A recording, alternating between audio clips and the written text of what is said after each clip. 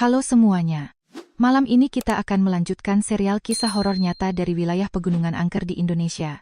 Namun kali ini, tujuan kita adalah sebuah gunung batu tua di wilayah Kabupaten Banyuwangi, Jawa Timur, tempat tebing-tebing granit menjulang tinggi memantulkan bayangannya ke permukaan tenang Danau Watu Kelir. Apakah kalian merasakan hawa dingin yang merayap keluar dari sela-sela dedaunan? Udara lembab yang berasal dari perut batuan purba seolah menyentuh tengkuk perlahan. Apakah kalian memiliki keberanian untuk berjalan sendirian melewati jalan setapak di kaki gunung ini tepat tengah malam, ketika suara angin yang menerobos celah-celah batu terdengar seperti ratapan seorang perempuan yang kehilangan segalanya? Mungkin kalian tidak akan selamat jika bertemu dengan sesuatu yang bersembunyi di balik kegelapan. Dan mimpi buruk itu akan terus menghantui selama bertahun-tahun. Sebelum kita memulai kisah mengerikan ini, luangkan sedikit waktu untuk menyukai video dan berlangganan kanal ini. Tapi tentu saja, hanya jika kalian benar-benar menyukai apa yang kami hadirkan di sini. Di kaki Gunung Watu Kelir, Kabupaten Banyuwangi, terdapat suasana yang selalu terasa sunyi dan penuh misteri. Pada awal abad ke-19, ketika berbagai proyek pembukaan lahan dan pembangunan jalur perdagangan dilakukan oleh pemerintah kolonial dan para penguasa lokal, kawasan ini menjadi jalur penting yang menghubungkan daerah pedalaman dengan wilayah pesisir timur Jawa. Peristiwa-peristiwa sejarah itu bukan hanya meninggalkan jejak pembangunan, tetapi juga berbagai legenda spiritual yang masih hidup hingga sekarang. Penduduk setempat percaya bahwa ketika jalur-jalur baru dibuka dan batu-batu besar dibelah untuk memberi jalan bagi manusia, sesuatu yang jauh lebih tua dan lebih gelap ikut terusik. Mereka mengatakan bahwa agar tebing tidak runtuh dan tanah tetap stabil, rahasia-rahasia mengerikan telah dikubur jauh di bawah lapisan batu granit yang kini berdiri kokoh. Kisah ini dimulai pada suatu sore menjelang malam. Matahari baru saja tenggelam di balik puncak Gunung Watu Kelir, meninggalkan semburat merah darah di permukaan danau yang tenang. Seorang perempuan muda bernama Ratih, mahasiswi arkeologi dari Surabaya, datang ke Banyuwangi untuk meneliti prasasti-prasasti kuno peninggalan masa kerajaan Jawa Timur. Ratih dikenal sebagai mahasiswa yang cerdas dan berani. Ia sering melakukan penelitian seorang diri di tempat-tempat terpencil. Namun kali ini, keberaniannya membawanya ke sesuatu yang tidak pernah bisa dijelaskan oleh ilmu pengetahuan. Ratih menghilang secara misterius. Ia terakhir kali terlihat di sisi timur danau, sebuah kawasan penuh semak belukar dan rongga-rongga batu alami yang selama puluhan tahun dihindari warga setempat setelah matahari terbenam. Tim SAR, aparat desa, dan warga sekitar segera melakukan pencarian. Selama 3 hari 3 malam mereka menyisir seluruh area danau. Mereka memeriksa lereng, gua-gua kecil, jalur pendakian, bahkan menyelam ke dasar danau. Namun tidak ditemukan satu pun tanda bahwa Ratih terjatuh ke air atau mengalami perlawanan. Seolah-olah ia lenyap begitu saja dari dunia ini. Lalu sesuatu yang aneh ditemukan. Di tengah danau, pada sebuah batu besar yang menonjol dari permukaan air, terdapat sebuah sisir berwarna putih gading. Sisir itu terletak sangat rapi. Padahal malam sebelumnya hujan deras mengguyur seluruh kawasan gunung. Yang membuat semua orang merinding adalah kenyataan bahwa sisir tersebut sama sekali tidak basah. Tidak ada setetes air. Tidak ada butiran pasir, tidak ada lumut, seolah-olah seseorang baru saja meletakkannya beberapa saat sebelumnya. Para tetua desa langsung mengenali bentuknya. Menurut mereka, model sisir itu sangat mirip dengan sisir yang digunakan perempuan bangsawan Jawa pada masa lampau untuk merapikan rambut panjang mereka. Di warung-warung kopi pinggir jalan, masyarakat mulai membicarakan kembali sebuah istilah yang selama ini jarang disebut. Penunggu gunung menagih tumbal. Kaum muda yang percaya pada logika menganggap semuanya hanyalah kasus kriminal biasa. Mungkin kecelakaan, mungkin penculikan, namun warga tua yang lahir dan besar di kawasan itu percaya pada sesuatu yang jauh lebih gelap. Mereka meyakini bahwa setiap kali manusia menggali terlalu dalam atau mengusik wilayah yang dianggap sakral, sebuah jiwa perempuan muda akan dipilih untuk menutup luka yang terbuka di dalam tubuh gunung. Malam turun perlahan. Kabut mulai merayap dari lereng. Lampu-lampu senter tim pencari menyapu tebing abu-abu yang menjulang tinggi. Bayangan-bayangan besar bergerak di dinding batu seperti sosok raksasa yang sedang menari dalam gelap. Suara air yang menghantam sisi perahu terdengar seperti bisikan yang terputus-putus. Lalu terdengar suara lain. Bukan suara burung malam. Bukan pula suara binatang hutan. Suara itu lembut, tipis, panjang, mirip tembang pengantar tidur yang biasa dinyanyikan perempuan Jawa zaman dahulu. Namun nadanya dingin, sedih, menusuk hingga ke tulang. Anehnya, suara itu seolah berasal dari dalam gunung itu sendiri. Dari balik bongkahan granit yang diam membisu, seolah batu-batu tua itu sedang mengawasi setiap orang yang memasuki wilayah mereka. Penyelidik bernama Arman, seorang detektif yang berpengalaman menangani kasus orang hilang di berbagai daerah Jawa Timur, merasa ada sesuatu yang sangat tidak beres. Ketika memeriksa barang-barang Ratih di penginapan tempatnya menginap, ia menemukan buku catatan lapangan milik mahasiswi itu. Di halaman terakhir terdapat tulisan tergesa-gesa yang tampak dibuat dalam keadaan panik. Bukan tentang prasasti. Bukan tentang penelitian, melainkan sebuah kalimat pendek. Ada seseorang yang memanggil namaku dari bawah danau. Dia memakai kebaya putih. Rambutnya sangat panjang. Arman menatap tulisan itu lama. Kemudian ia mengambil sisir gading yang ditemukan di danau. Begitu ujung jarinya menyentuh permukaannya, sensasi dingin luar biasa menjalar dari tangan hingga ke kepalanya. Seperti aliran listrik es. Saat itulah ia menyadari bahwa kasus ini bukan sekadar orang hilang biasa. Dan semakin jauh ia menyelidiki, semakin banyak fakta yang membuat bulu kuduknya berdiri. Dokumen lama menunjukkan pola yang mengerikan. Pada tahun 1975, kemudian tahun 1950, dan sebelumnya lagi tahun 1095, selalu ada perempuan muda berusia sekitar 20 tahun yang menghilang tanpa jejak di kaki gunung yang sama. Jarak antar kejadian itu hampir selalu 25 tahun. Terlalu teratur untuk disebut kebetulan. Malam itu, ketika kabut semakin tebal dan suara nyanyian perempuan kembali terdengar dari arah danau, Arman mulai memahami bahwa ia mungkin sedang berhadapan dengan sesuatu yang telah menunggu selama ratusan tahun. Sesuatu yang hidup di dalam batu. Sesuatu yang tidak pernah benar-benar mati. Malam di kawasan Gunung Watu Kelir tidak pernah benar-benar sunyi.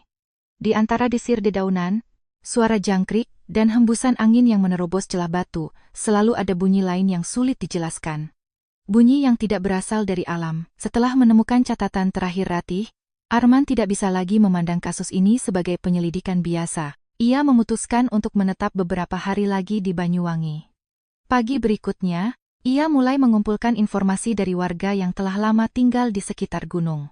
Salah satu orang pertama yang ia temui adalah Pak Sastro, seorang tukang ojek tua yang sudah lebih dari 30 tahun mengantar penumpang melewati jalan-jalan sempit di kaki gunung. Wajah lelaki itu tampak pucat ketika mendengar nama Ratih. Ia terdiam cukup lama sebelum akhirnya bercerita. Malam sebelum gadis itu hilang, katanya pelan, saya melihat sesuatu di jalan menuju danau. Arman langsung menajamkan pendengarannya.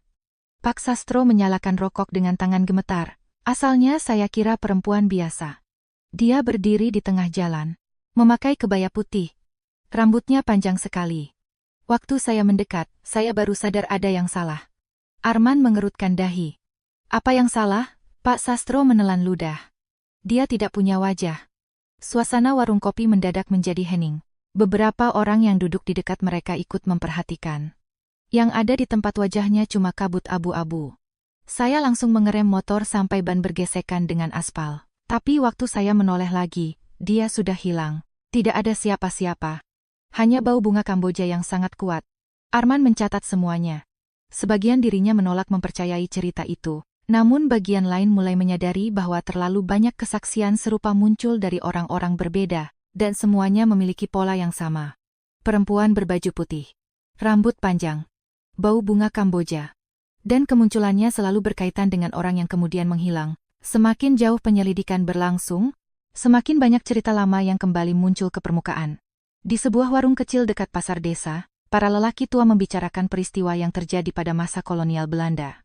Pada awal abad ke-20, perusahaan tambang kolonial pernah membuka proyek penambangan batu besar-besaran di Gunung Watu Kelir. Batu granit dari gunung itu digunakan untuk membangun jalan, jembatan, dan bangunan pemerintahan di berbagai wilayah Jawa Timur. Namun proyek tersebut diwarnai berbagai kecelakaan mengerikan. Terowongan runtuh. Ledakan gagal. Pekerja hilang secara misterius. Dalam sebuah ledakan besar pada tahun 1920-an kulit tambang dikabarkan tertimbun hidup-hidup di sebuah rongga batu yang sangat dalam. Tubuh mereka tidak pernah ditemukan. Warga setempat percaya para pekerja itu tidak sekadar tertimbun. Mereka diyakini diambil oleh penghuni gunung. Bagi masyarakat tradisional saat itu, gunung bukanlah sekadar kumpulan batu. Gunung adalah makhluk hidup. Ia memiliki jiwa. Ia memiliki kehendak. Dan ketika kehendaknya dilanggar, ia akan meminta balasan. Di tengah berbagai cerita menyeramkan itu, sebuah kejadian yang jauh lebih aneh terjadi. Seorang anak laki-laki yang sedang mencari kayu bakar di lereng gunung menemukan sebuah radio tua. Radio itu terselip di antara celah batu yang sempit. Bentuknya sangat kuno. Model tabung vakum yang sudah tidak digunakan selama puluhan tahun. Anak itu membawanya pulang. lalu menyerahkannya kepada aparat desa. Ketika radio tersebut diperiksa, semua orang terkejut. Tidak ada baterai. Tidak ada sumber listrik. Kabel-kabelnya sudah lapuk. Seharusnya benda itu tidak mungkin berfungsi. Namun dari dalam speaker terdengar suara. Suara berisik yang terputus-putus. Seperti siaran radio yang gagal menangkap frekuensi. Arman ikut mendengarkan. Awalnya hanya suara desisan. Kemudian perlahan berubah menjadi sesuatu yang membuat darahnya membeku. Suara seorang perempuan sedang menangis. Tangis itu terdengar sangat dekat, sangat nyata. Di sela-sela tangisan itu muncul suara lirih. Ratih. Ratih. Ratih. Ratih. Nama gadis yang hilang itu terdengar berulang-ulang. Ruangan tempat mereka berada mendadak menjadi sangat dingin. Bahkan beberapa orang mengaku melihat embusan napas mereka sendiri seperti saat musim dingin. Radio tua itu seolah menjadi penghubung antara dunia manusia dan sesuatu yang lain. Sesuatu yang berada di balik gunung. Malam berikutnya, Arman memutuskan untuk menyelidiki kawasan bekas kantor tambang Belanda yang telah lama ditinggalkan. Bangunan itu berdiri di tengah batu-batu besar. Dindingnya dipenuhi lumut. Jendela-jendelanya pecah. Atapnya hampir runtuh. Dari kejauhan, bangunan itu tampak seperti tengkorak raksasa yang sedang menatap lembah. Di dalamnya, Arman menemukan berbagai dokumen tua yang telah rusak dimakan usia. Sebagian besar tidak lagi terbaca, namun beberapa laporan masih cukup jelas. Dan apa yang tertulis di sana membuat jantungnya berdegup lebih cepat. Semua perempuan yang pernah hilang memiliki kesamaan. Mereka lahir pada tanggal penanggalan Jawa yang sama. Dan mereka menghilang tepat ketika terjadi pergantian musim atau perubahan siklus alam tertentu. Terlalu banyak kecocokan. Terlalu banyak pola. Semuanya terlihat seperti sebuah ritual yang telah berlangsung selama beberapa generasi. Sebuah ritual yang tidak pernah berhenti. Menjelang tengah malam, Arman berdiri di atas batu besar yang menghadap danau. Kabut menutupi sebagian besar permukaan air. Saat itulah ia melihat sesuatu.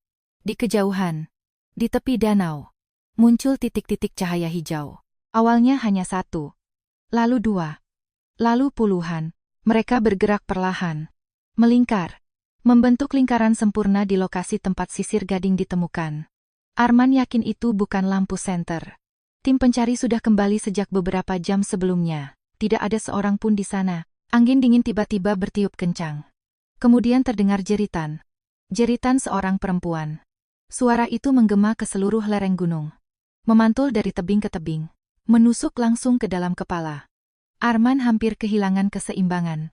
Jeritan itu tidak terdengar seperti suara manusia biasa, melainkan seperti ratapan seseorang yang telah menderita selama ratusan tahun. Kabut semakin tebal. Lampu-lampu hijau masih bergerak. Dan di tengah lingkaran cahaya itu, Arman melihat sosok perempuan berbaju putih berdiri diam. Rambutnya menjuntai hingga menyentuh tanah. Kepalanya tertunduk. Tubuhnya tidak bergerak sedikit pun. Namun perlahan, sosok itu mulai mengangkat wajahnya. Arman merasakan seluruh tubuhnya membeku. Karena sebelum wajah itu terlihat jelas, sosok tersebut menghilang begitu saja. Seolah tidak pernah ada, hanya menyisakan aroma bunga Kamboja yang sangat kuat di udara. Dan untuk pertama kalinya sejak menangani kasus ini, Arman benar-benar merasa takut. Ia mulai menyadari bahwa yang ia hadapi bukan sekadar legenda desa. Bukan sekadar cerita rakyat, melainkan sesuatu yang nyata, sesuatu yang telah bersembunyi di balik sejarah panjang Gunung Watu Kelir, dan sesuatu itu kini mulai menyadari keberadaannya. Malam itu, Arman hampir tidak tidur sama sekali. Bayangan sosok perempuan berbaju putih yang muncul di tepi danau Watu Kelir terus menghantuinya. Setiap kali ia memejamkan mata, ia kembali melihat lingkaran cahaya hijau yang bergerak di atas permukaan air dan mendengar jeritan mengerikan yang bergema dari dalam gunung. Pukul 3 dini hari, suara ketukan pelan membangunkannya. Tok, tok, tok, Arman membuka mata. Kamar penginapan yang sempit itu gelap gulita. Ketukan itu kembali terdengar. Pelan, teratur. Seolah seseorang berdiri tepat di depan pintu. Ia meraih senter dan mendekati pintu dengan hati-hati. Ketukan berhenti. Suasana menjadi sangat sunyi. Dengan perlahan Arman membuka pintu. Tidak ada siapa-siapa. Lorong penginapan kosong. Hanya udara dingin yang langsung menerpa wajahnya. Namun saat hendak menutup pintu kembali, matanya tertuju pada sesuatu di lantai. Sehelai rambut hitam panjang. Sangat panjang. Jauh lebih panjang daripada rambut manusia normal. Rambut itu membentang dari depan pintunya menuju ujung lorong. Arman menyorotinya dengan senter. Rambut tersebut seperti membentuk jejak, seolah sengaja meninggalkan petunjuk. Entah karena rasa penasaran atau dorongan yang tidak bisa dijelaskan, ia mengikuti jejak itu.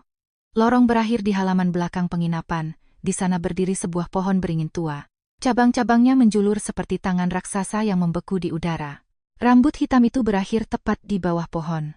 Dan di sana, Arman menemukan sesuatu yang membuat napasnya tercekat. Terdapat bekas jejak kaki perempuan. Jejak kaki telanjang. Basah, padahal tidak hujan. Jejak itu mengarah ke jalan menuju danau. Saat matahari terbit, Arman memutuskan menemui seseorang yang disebut-sebut mengetahui sejarah paling tua tentang Gunung Watu Kelir. Namanya Mbah Wiryo, seorang pria tua buta yang tinggal sendirian di dekat sebuah pendopo kuno peninggalan masa kerajaan. Rumahnya sederhana, terbuat dari kayu tua yang mulai lapuk dimakan usia. Meski matanya tidak lagi bisa melihat, Mbah Wiryo seolah mengetahui kedatangan Arman bahkan sebelum pria itu mengucapkan salam. "Kamu sudah melihatnya, ya?" Arman terdiam. Apa maksud Mbah? Perempuan itu. Penunggu batu. Darah Arman terasa dingin.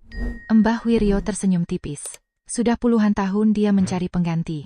Angin tiba-tiba bertiup melewati sela dinding rumah, membuat suara kayu tua berderit pelan.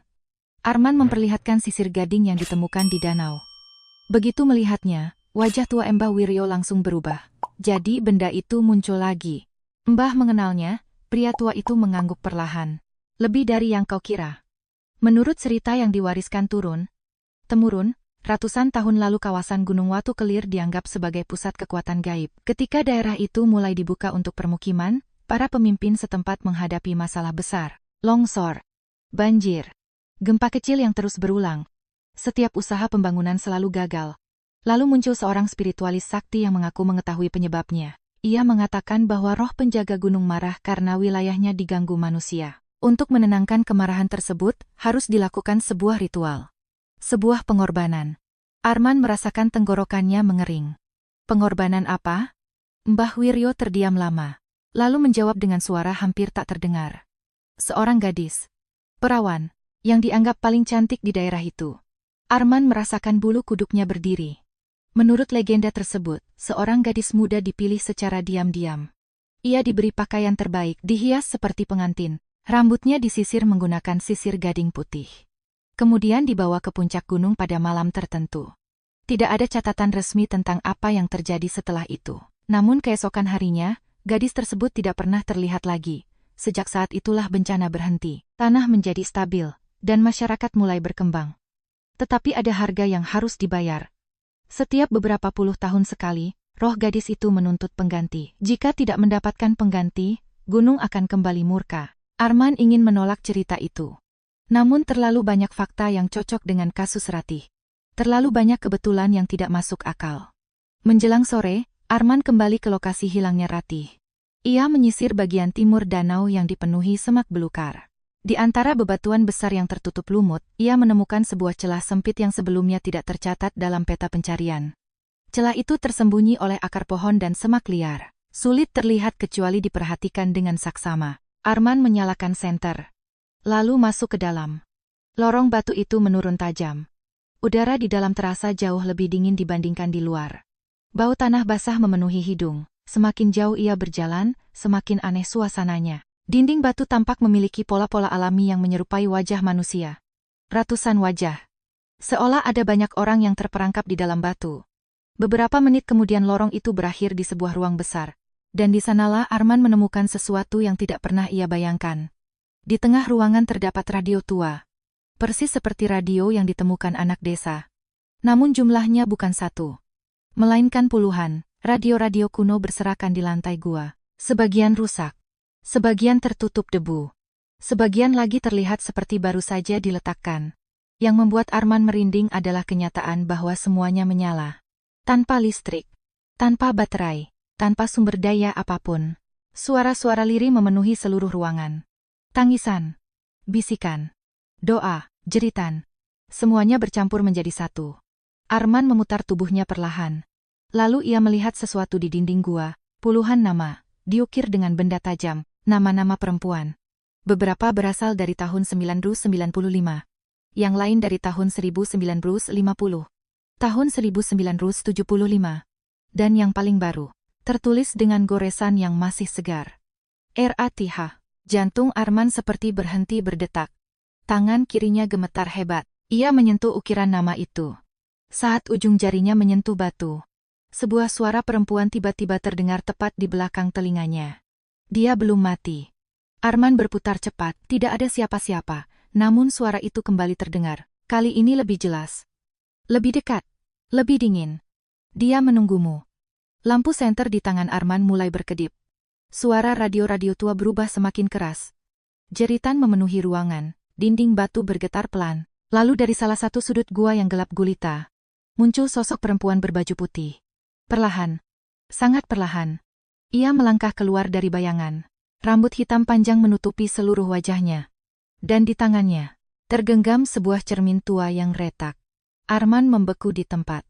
Karena sesaat sebelum lampu senternya mati total, ia melihat sosok itu mengangkat wajahnya, dan dari balik rambut hitam yang menjuntai. Tidak ada mata, tidak ada hidung, tidak ada mulut, hanya permukaan batu granit abu-abu yang retak-retak seperti tebing gunung. Kegelapan menelan seluruh ruang gua. Senter di tangan Arman padam total. Selama beberapa detik yang terasa seperti selamanya, ia hanya berdiri membeku, mendengarkan suara radio-radio tua yang kini memekakkan telinga. Tangisan, jeritan, bisikan, doa-doa yang terdengar berasal dari berbagai zaman. Semuanya bercampur menjadi satu. Lalu tiba-tiba, sunyi. Keheningan yang begitu sempurna hingga Arman bisa mendengar detak jantungnya sendiri. Tok, tok, tok, perlahan, cahaya redup mulai muncul. Bukan dari senter, melainkan dari cermin retak yang dipegang sosok perempuan berbaju putih itu. Permukaan cermin memancarkan sinar kehijauan yang aneh, kabut tipis keluar dari dalamnya. Sosok itu berdiri tidak jauh dari Arman, masih tanpa wajah, masih dengan rambut panjang menjuntai hingga menyapu lantai batu. Namun kali ini Arman menyadari sesuatu. Di balik rambut hitam tersebut, terdengar suara napas. Pelan. Berat. Seolah ada seseorang yang sudah lama terkubur dan sedang berusaha bernapas kembali. Tangan Arman refleks meraih saku jaketnya. Ia masih menyimpan sisir gading putih yang ditemukan di danau. Begitu jari-jarinya menyentuh sisir itu, seluruh gua bergetar. Sosok perempuan itu mendadak berhenti bergerak. Kepalanya perlahan menoleh ke arah Arman. Kemudian untuk pertama kalinya, terdengar suara darinya. Bawa aku pulang. Suara itu bukan suara hantu yang menyeramkan. Justru terdengar sedih. Lelah. Penuh penderitaan. Seperti seseorang yang telah menangis selama ratusan tahun. Bawa aku pulang. Arman menelan ludah. Siapa kamu? Tidak ada jawaban. Hanya suara radio-radio tua yang kembali menyala sendiri. Namun kali ini bukan tangisan yang terdengar, melainkan potongan-potongan percakapan. Suara laki-laki. Suara perempuan. Teriakan, lalu suara dentuman batu runtuh. Arman mencoba mendekati salah satu radio. Dari dalam speaker terdengar kalimat yang membuat darahnya membeku. Ritual sudah siap. Balik amblimat taisi. Malam bulan mati. Jangan biarkan dia keluar. Seketika seluruh ruangan berguncang lebih keras. Batu-batu kecil mulai berjatuhan dari langit-langit gua. Sosok perempuan berbaju putih tiba-tiba mengangkat tangannya. Cermin retak yang dipegangnya memantulkan cahaya tepat ke arah dinding batu. Dan di sanalah Arman melihat sesuatu yang mengubah seluruh pemahamannya tentang kasus ini. Di permukaan batu muncul bayangan. Bukan bayangan biasa, melainkan potongan kejadian dari masa lalu. Seperti film yang diproyeksikan ke dinding, Arman melihat sekelompok orang berpakaian tradisional Jawa kuno. Mereka membawa obor, membentuk barisan panjang menuju puncak gunung. Di tengah rombongan terdapat seorang gadis muda. Cantik, berusia sekitar 18 tahun. Memakai kebaya putih. Rambut panjangnya disanggul rapi. Dan di rambutnya terselip sisir gading yang sama. Gadis itu menangis. Ia berusaha melawan. Tetapi tangannya dipegang erat oleh beberapa orang. Mereka terus menyeretnya naik, semakin tinggi, hingga mencapai sebuah rongga batu besar di puncak gunung. Lalu bayangan itu berubah. Arman melihat para lelaki mulai menumpuk batu besar di depan rongga. Perempuan muda itu berteriak, memohon, menangis, namun tidak ada yang menolong. Perlahan-lahan rongga tersebut ditutup. Tubuh gadis itu terkubur hidup-hidup di dalam perut gunung. Jeritannya menggema. Lalu semuanya menghilang. Arman terdorong mundur beberapa langkah. Keringat dingin mengalir di seluruh tubuhnya. Kini ia mengerti. Legenda tentang tumbal bukan sekadar cerita rakyat. Itu benar-benar pernah terjadi. Dan perempuan yang dikubur hidup-hidup itu mungkin adalah asal mula semua kejadian mengerikan ini. Saat bayangan menghilang, sosok perempuan tanpa wajah kembali berdiri diam.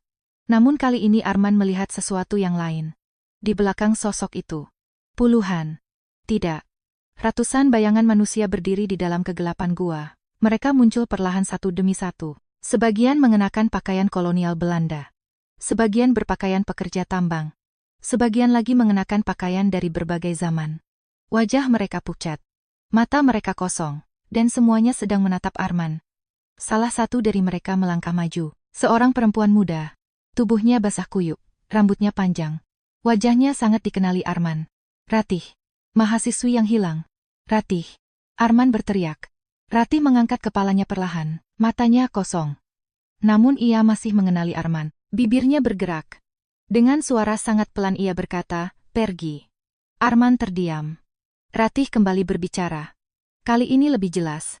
Mereka akan memilihmu berikutnya. Tiba-tiba seluruh sosok di belakang Ratih mulai bergerak. Mereka melangkah maju secara bersamaan. Suara ratusan langkah kaki menggema di dalam gua. Radio-radio tua meledak satu persatu. Kaca-kaca pecah. Cahaya hijau berubah menjadi merah darah. Sosok perempuan tanpa wajah mengangkat kedua tangannya. Dinding gua mulai retak. Lantai bergetar semakin kuat. Dan dari celah-celah batu yang terbuka, muncul sesuatu yang jauh lebih mengerikan. Ribuan helai rambut hitam panjang menjulur keluar dari dalam batu. Seolah seluruh gunung hidup, rambut-rambut itu bergerak seperti ular. Merayap ke segala arah. Mencari mangsa. Mencari seseorang. Mencari pengganti. Arman berlari. Ia tidak lagi peduli pada penyelidikan. Tidak peduli pada bukti. Tidak peduli pada logika. Insting bertahan hidup mengambil alih segalanya. Ia berlari menyusuri lorong sempit. Di belakangnya terdengar suara langkah kaki. Bukan satu. Bukan dua. Melainkan ratusan. Ratusan orang sedang mengejarnya dari dalam kegelapan. Suara tangisan. Jeritan. Tawa perempuan, dan bisikan yang terus berulang. Saatnya. Saatnya. Saatnya. Akhirnya Arman berhasil keluar dari gua. Ia jatuh tersungkur di lereng gunung. Malam masih gelap, kabut semakin tebal. Namun ketika ia menoleh ke belakang, mulut gua itu sudah hilang. Tidak ada celah batu. Tidak ada lorong. Tidak ada jejak apapun. Seolah gua tersebut tidak pernah ada. Arman terengah-engah. Jantungnya berdebar tak terkendali. Lalu perlahan ia menyadari sesuatu. Di genggaman tangannya masih ada sisir gading putih. Namun kini pada permukaannya muncul tulisan baru yang sebelumnya tidak ada. Tulisan itu terlihat seperti terukir dari dalam gading.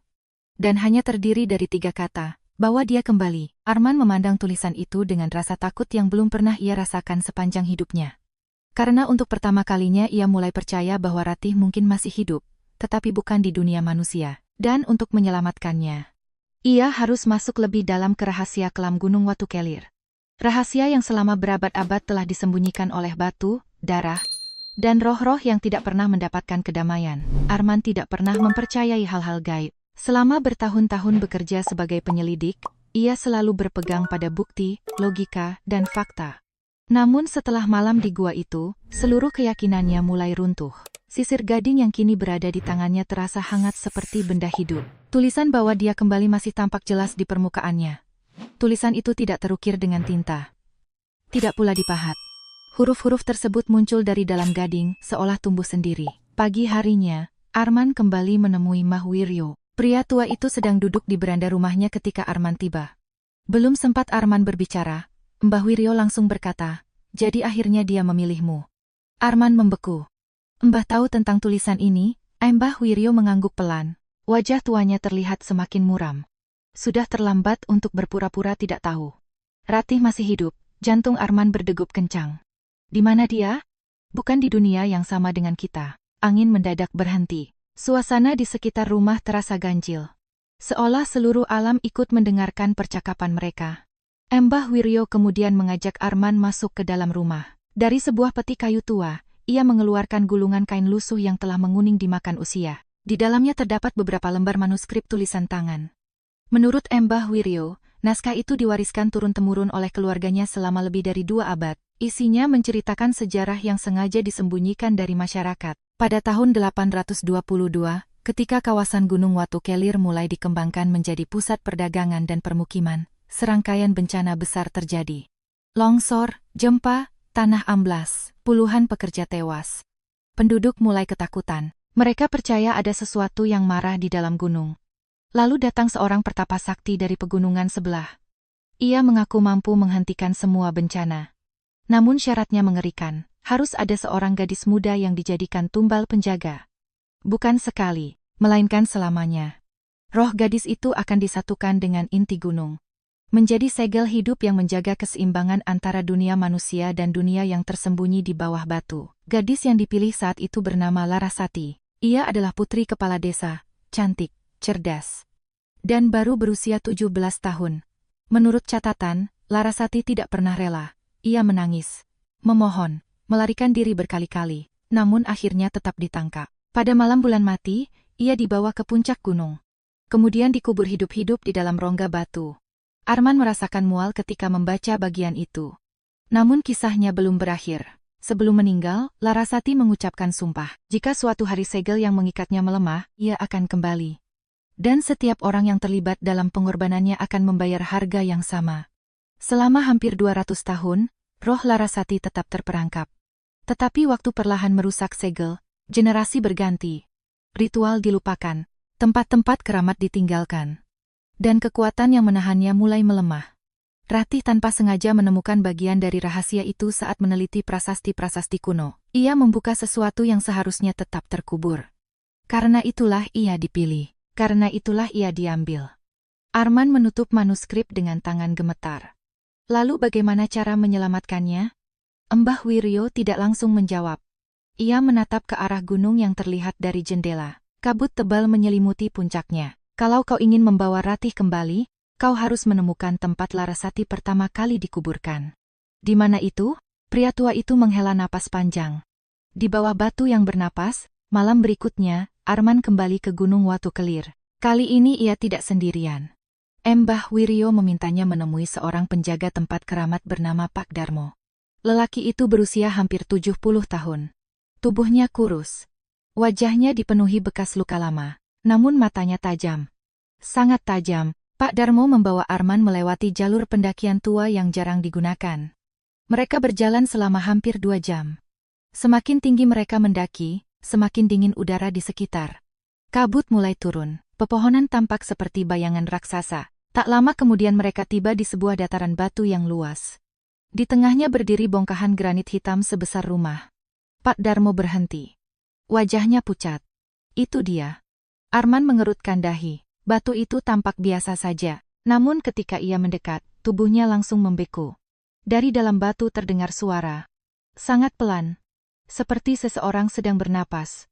Hu, hu, hu, hu. Arman menempelkan telinganya ke permukaan batu. Suara itu nyata. Batu tersebut benar-benar mengeluarkan suara napas. Seolah ada sesuatu yang hidup di dalamnya. Kemudian sesuatu yang lebih aneh terjadi. Permukaan batu mulai bergerak. Perlahan, sangat perlahan, naik, turun, seperti dada manusia yang sedang bernapas.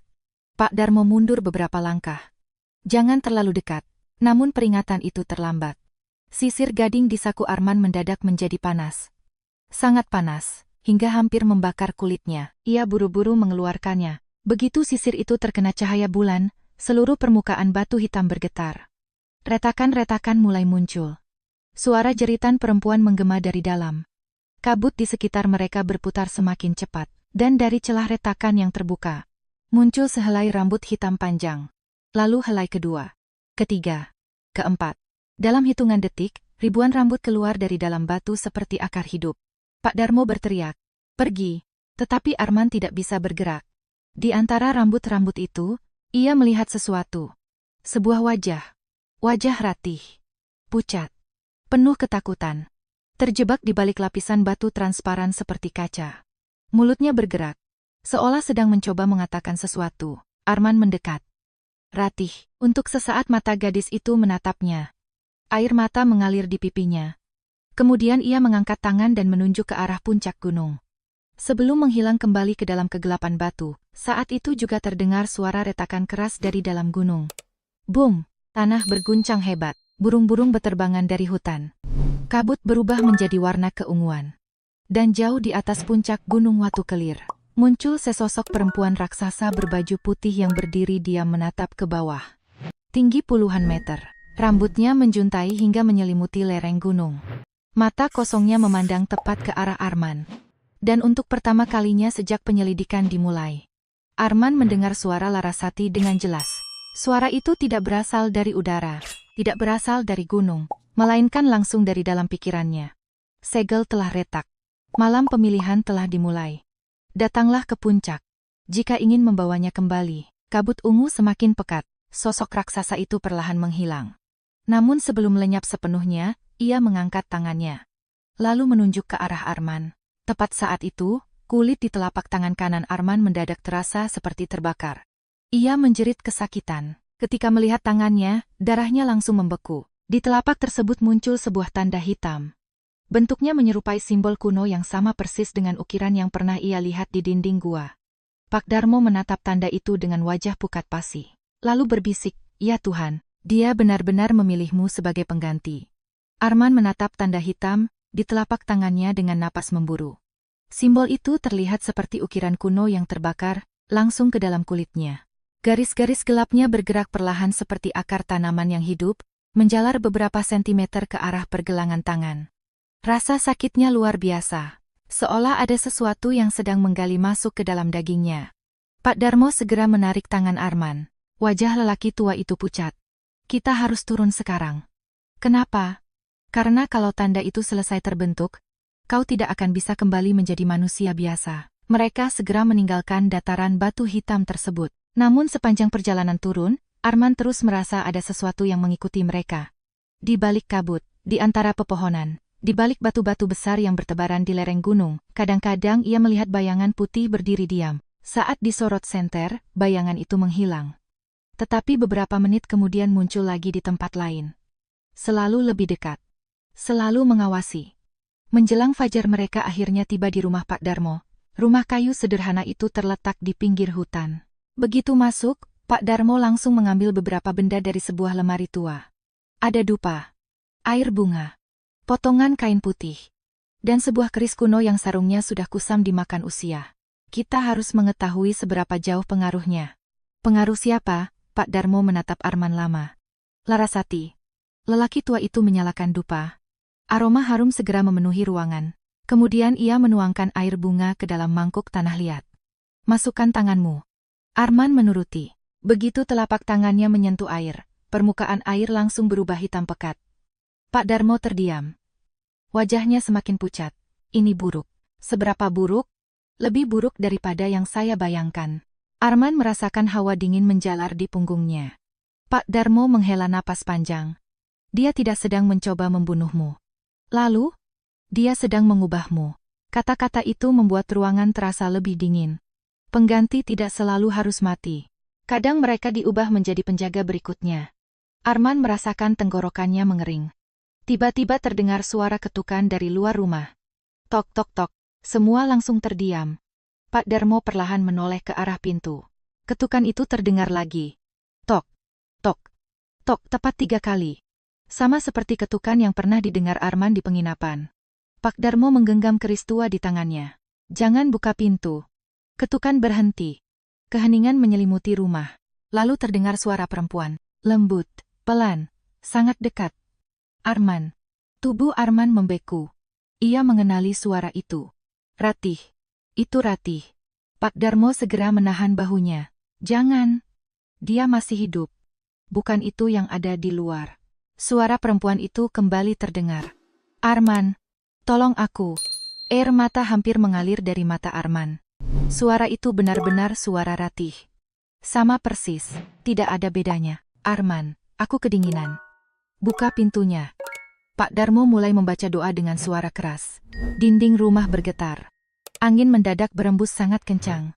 Kemudian terdengar sesuatu menggesek permukaan kayu di luar. Seret, seret, seret, seperti rambut panjang yang diseret di tanah. Suara itu mengelilingi rumah. Semakin cepat, semakin keras. Tiba-tiba jendela belakang pecah. Prang! Arman menoleh. Dan darahnya langsung membeku. Di balik jendela berdiri seorang perempuan, memakai kebaya putih. Rambut panjang menutupi wajahnya. Ia berdiri diam. Tidak bergerak, tidak berkedip. Kemudian perlahan mengangkat kepalanya. Rambutnya terbelah. Dan untuk pertama kalinya, Arman melihat wajah Larasati dengan jelas. Wajah itu sangat cantik, namun dipenuhi retakan seperti batu granit yang pecah. Retakan tersebut membelah pipi, dahi, leher, bahkan matanya. Seolah seluruh tubuhnya terbuat dari batu yang hidup. Perempuan itu tersenyum. Lalu menghilang. Begitu saja. Pak Darmo terjatuh ke lantai. Napasnya memburu. Kita kehabisan waktu. Apa maksudmu? Segelnya hampir runtuh. Malam berikutnya mereka pergi menemui Mbah Wiryo. Pria tua buta itu mendengarkan seluruh cerita tanpa memotong. Setelah selesai, ia terdiam lama. Lalu berkata, hanya ada satu cara. Apa? Kembalikan Larasati ke tempat asalnya. Arman mengerutkan dahi. Bukankah dia sudah berada di gunung? Tidak. Mbah Wiryo menggeleng. Yang ada di gunung hanyalah tubuh rohnya. Sebagian dari dirinya masih terperangkap di tempat lain. Di mana? Pria tua itu perlahan mengangkat kepalanya. Menghadap ke arah puncak gunung Watu Kelir. Di bawah prasasti terakhir. Jantung Arman berdetak lebih cepat. Prasasti. Ratih memang datang ke Banyuwangi untuk meneliti prasasti kuno. Berarti sejak awal, jawabannya mungkin ada di sana. Mbah Wiryo kemudian mengeluarkan sebuah benda yang dibungkus kain merah tua. Saat kain itu dibuka, Arman melihat sebuah cermin kuno berbentuk oval. Permukaannya kusam. Bingkainya terbuat dari perunggu yang sudah menghitam. Ini milik keluargaku selama 7 generasi.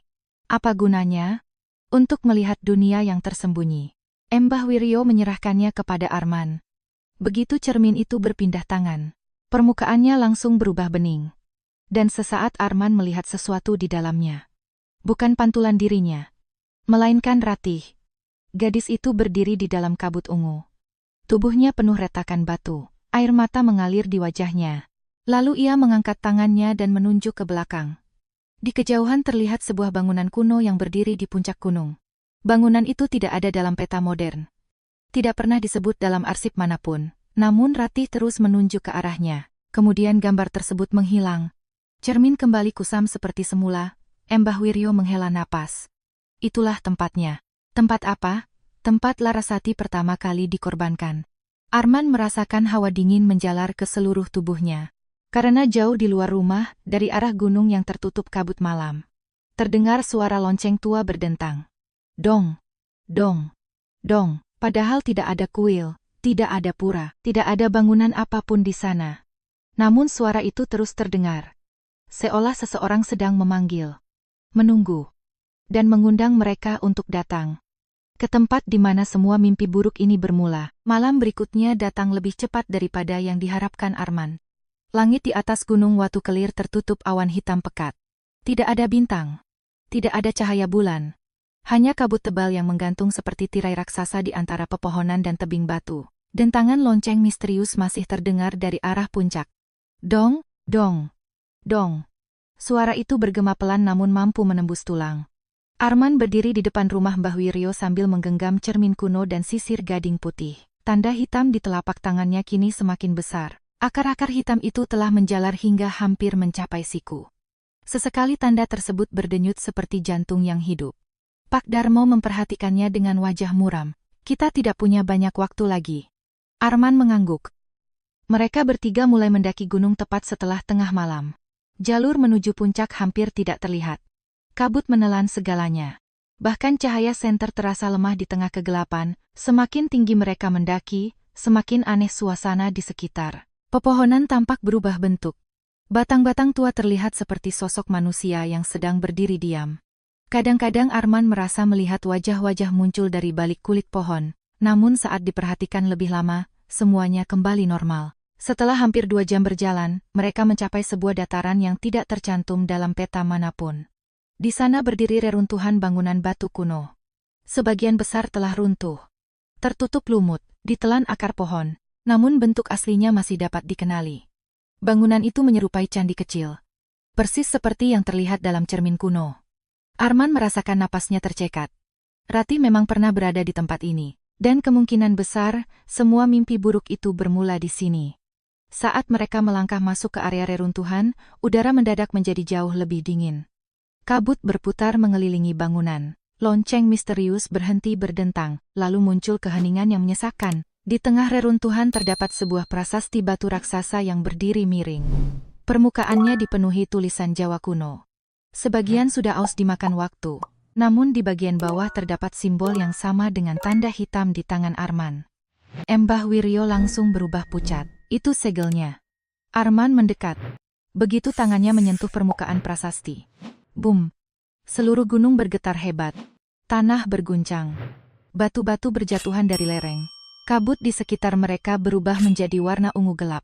Retakan mulai muncul di tengah prasasti. Mula-mula kecil. Lalu semakin besar. Semakin dalam. Hingga akhirnya, prasasti itu pecah menjadi dua. Seketika terdengar jeritan perempuan yang begitu keras hingga membuat telinga mereka berdenging. Jeritan itu berasal dari dalam tanah. Dari dalam gunung. Dari segala arah sekaligus. Kabut ungu membentuk pusaran raksasa di atas reruntuhan. Dan perlahan, seseorang muncul dari dalam retakan prasasti. Seorang perempuan. Memakai kebaya putih kuno. Rambut hitam menjuntai hingga menyentuh tanah. Wajahnya cantik. Namun penuh retakan batu. Matanya hitam pekat tanpa bagian putih. Larasati akhirnya bebas. Angin mengamuk. Pepohonan membungkuk seolah memberi hormat. Suara tangisan ribuan orang menggema dari seluruh lereng gunung. Arman merasakan dadanya sesak. Bukan karena takut, melainkan karena kesedihan luar biasa yang memancar dari sosok itu. 2 abad penderitaan. 2 abad kemarahan. 2 abad kesepian. Semuanya terasa begitu nyata. Larasati menatap Arman. Kemudian berbicara. Suaranya terdengar seperti banyak suara perempuan yang menyatu menjadi satu. Mereka menguburku hidup. Hidup. Mereka membiarkanku mati sendirian. Mereka menjadikan penderitaanku fondasi kehidupan mereka. Tanah kembali bergetar. Dari dalam kabut muncul ratusan sosok arwah. Para pekerja tambang. Para perempuan yang hilang. Korban longsor. Korban ritual. Semua berdiri di belakang Larasati. Termasuk Ratih. Arman melihat gadis itu. Masih hidup. Atau setidaknya sebagian jiwanya masih hidup. Ratih menatapnya dengan mata penuh harapan. Arman. Suara itu membuat Larasati perlahan menoleh. Untuk pertama kalinya ekspresi di wajahnya berubah. Ia memandang Ratih. Lalu memandang arwah-arwah lain di belakangnya. Kesedihan perlahan menggantikan kemarahan. Mbah Wiryo melangkah maju. Tubuh tuanya gemetar. Larasati, kami tidak bisa mengubah masa lalu. Tapi penderitaanmu harus berakhir malam ini. Perempuan itu diam. Air mata hitam perlahan mengalir dari matanya yang retak. Pak Darmo kemudian mengeluarkan keris tua warisan leluhurnya. Keris itu bukan senjata untuk melawan, melainkan bagian dari ritual pelepasan. Mbah Wiryo mulai membacakan doa-doa kuno. Angin bertiup semakin kencang. Kabut berputar seperti badai. Ribuan arwah di sekitar mereka mulai bersinar redup. Larasati memejamkan mata. Untuk pertama kalinya sejak muncul, retakan-retakan di wajahnya mulai memudar. Kemudian sesuatu yang mengejutkan terjadi. Dari dalam tubuh Larasati muncul rantai-rantai hitam. Puluhan, ratusan, rantai gaib yang selama ini mengikat jiwanya pada gunung. Rantai itu membentang ke segala arah. Sebagian tertanam di dalam batu. Sebagian masuk jauh ke dalam tanah. Sebagian bahkan terhubung ke arwah-arwah lain.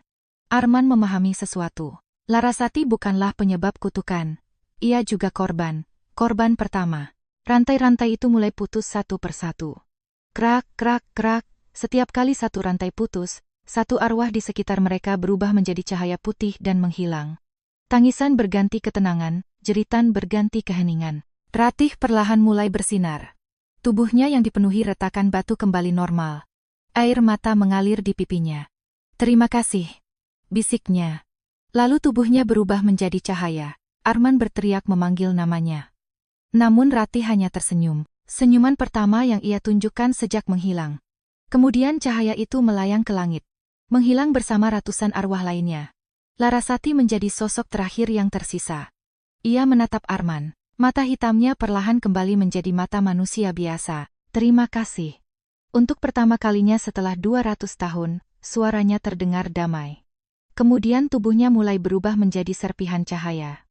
Sedikit demi sedikit, hingga akhirnya lenyap bersama kabut malam. Saat Larasati menghilang sepenuhnya, seluruh gunung mendadak sunyi. Angin berhenti. Kabut menghilang. Langit terbuka. Bintang-bintang kembali terlihat. Tanda hitam di tangan Arman perlahan memudar. Rasa sakit yang selama ini menghantuinya lenyap begitu saja. Gunung Watu Kelir kembali menjadi gunung biasa. Setidaknya begitulah yang mereka kira. 3 bulan kemudian, Arman kembali ke Surabaya. Kasus Rati secara resmi dinyatakan tidak terpecahkan. Tidak ada jasad, tidak ada bukti, tidak ada penjelasan yang dapat diterima secara hukum. Namun Arman mengetahui kebenarannya. Mbah Wiryo meninggal dunia beberapa minggu setelah peristiwa itu. Pak Darmo kembali menjaga kawasan gunung seperti biasa. Kehidupan perlahan berjalan normal. Sampai suatu malam, Arman sedang membereskan barang-barang lama di apartemennya ketika menemukan sisir gading putih yang seharusnya telah hancur bersama ritual tersebut. Dengan tangan gemetar ia mengambil benda itu. Sisir tersebut tampak biasa, tidak ada tulisan, tidak ada simbol. Namun ketika ia membaliknya, di bagian belakang terdapat ukiran baru yang belum pernah ada sebelumnya. Hanya satu kalimat, tidak semua yang dibebaskan benar-benar pergi. Pada saat yang sama, dari cermin di ruang tamunya muncul suara pelan. Sangat pelan, hampir seperti bisikan. Suara seorang perempuan. Terdengar jauh, namun sangat jelas. Arman. Lampu apartemen berkedip sekali. Lalu padam, dan dalam pantulan gelap cermin itu, ada sosok perempuan berbaju putih yang berdiri tepat di belakangnya.